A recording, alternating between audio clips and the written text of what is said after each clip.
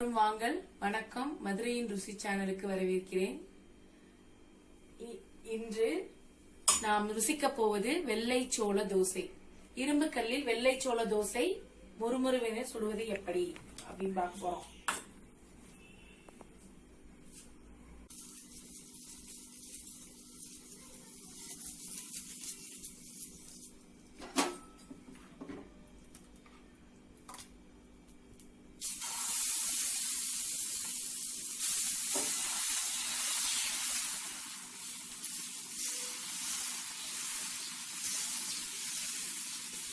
தோசை அரைப்பதற்கான அளவு 200 ml பிடிக்கும் tumbler எடுத்துட்டோன்னா அதில் 3/4 டம்ளர் சோளம்னா 1/4 டம்ளர் அரிசி போட்டுக்கலாம்.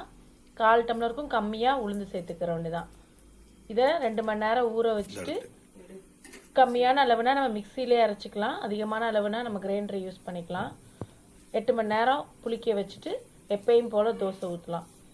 நல்லா மொறு மொறுன்னு வரும். குழந்தைங்க விரும்பி சாப்பிடுவாங்க. செஞ்சு பாருங்க ஒரு தடவை.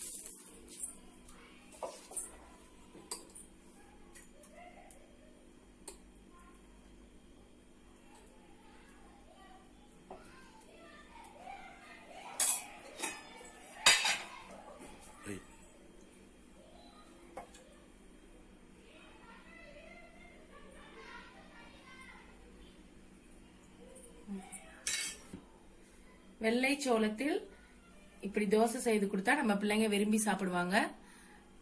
மதுரையின் ருசியை ருசித்து பாருங்கள் எல்லாரும்.